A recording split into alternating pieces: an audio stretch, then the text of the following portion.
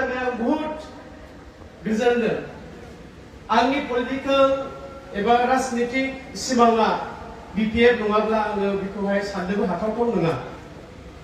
मानो होननानै बुङोब्ला ओरैबायदि आं जेब्लानाखि इउपिपिएलआव दङमोन आंनो बेबायदि मावनो थाखाय बिसोरो जेबो प्लेटफर्म होआखै आरो नाथाय सारा आंखौ लिंहरनाय लोगो लोगो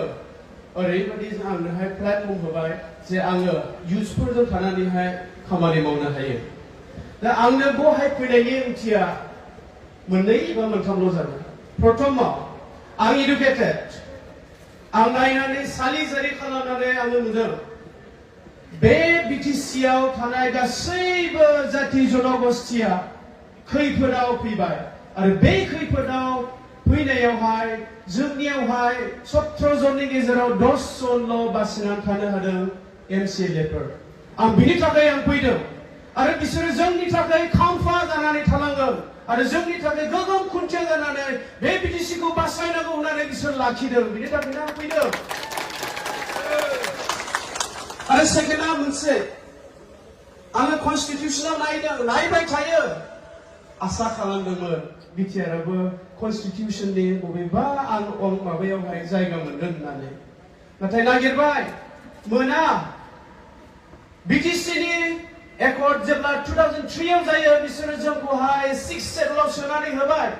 आरो बिजोंनो जोङो खामानि मावनो संबिधान हिसाबैहाय जों सोलियो जोंनि भारत हादरा मोनसे संबिधानजों सोलिग्रा देश बे संबिधानजों जोङो सोलिनांगोन आङो बेखौ नेबाय थादोंमोन नाथाय बिटिआर एकर्डआ बबे संबिधानाव दं सोरनि संबिधानाव दं ना बिजेपिनि संबिधानाव दं ना गावसिनि बे इउपिपिएलनि संबिधानाव दं बेखौ रावबो मिथिया बियो मोनसे गोरलै ओरैनो गावजों गाव एग्रिमेन्ट खालामनायसो आं नायनानै नुबाय जे बिटिआर एकर्डआ बिटिसिनि सिङावसो थानानै खामानि मावगासिनो दं अब्ला बिसोरो जोंखौ मानो एसेबां उनाव गालांखो बिटिसिखौ बिसोरो मानो नाङा होननानै बुंखो बेखायनो आङो दिनैहाय बुंफैदों बुंनो थाखायहाय यां गथ'फोर उन्दै गथ'फोर जोंहा गोलाव लामा थाबायलांनांगौ दं गोख्रै नङा गोख्रै थांनोब्ला नोंसोर हारसिं थां जेरै इउपिपिएलनि मानसिफोर थांगासिनो दङ आरो बे मोनसेबाव जोंनि जायगायाव जोंनि बे बिपिएफआव मावनो थाखाय गुवार फोथार दं मानसिफोरसो गैया फै हाबफैनानै जों मावफाफै जोंनि थांखिया बेनो जों जेब्लानाखि सरकार जागोन अब्ला जोङो रावखौबो नायनानै थाया गासैखौबो ज' बोनानै लांगोन आरो गासैबो बेवहाय आसनिफोरखौ मोनजोबगोन मोनसेल' बुंनोसै आङो बे मोनसेया मा आंनि साननायाव आरो आंनि बिबेकजों मोनदांनाय गावसोरो बुंबाय थानाय बिटिआरआ मोनसे गोजोन गोरोबथा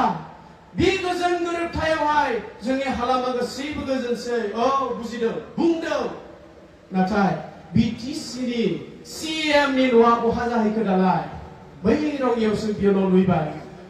मानो होनोब्ला जेब्लानाखि बे बिटिसिआव आरोबाव बिपिएफनि सरकार फैगोन बियो अब्ला बिटिसिआव थानाय नङा बियो रङियावसो थायसिगोन रङिया बिटिसिआव गोग्लैया नङाना दा बेफोरबायदि खामानि दङ आरो मोनसेबाव बे मोनसेया ओरैबायदि जोंनि बे हालामावहाय इंलिश मिडियाम फरायनाय गथ'फोर दं बर' मिडियामाव फरायनाय गथ'फोर दं बेनि सिमा ब्लकआव आं दासिमबो नुवाखै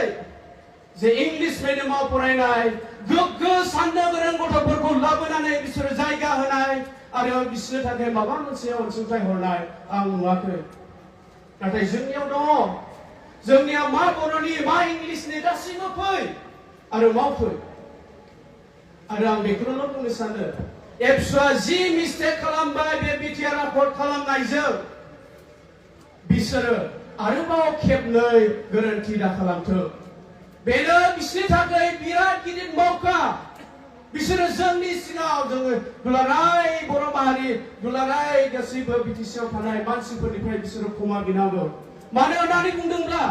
बिसोरो जोंखौ खेबसे नङा खेबनै नङा खेबथाम नङा खेबब्रै नङा बोसोरबा बिसोरो जोंखौ थगायबाय आरो नैबे खेबाव बिसोरो बुंबावदों मेगन मुसिबनानै खेबसेखौ होबावदो हागोन नामा हायाब्ला जोंनि गोग्गो इयुथफोर जोङो मोनसे हंग्राम खालामनांगोन बे हंग्रामा जोंनि सैथोनि जोंनि थामोनथानि थाखाय जागोन बे हंग्रामाव जों माब्लाबा जेननाय नङा बे हंग्रामा जोंखौ बयखौबो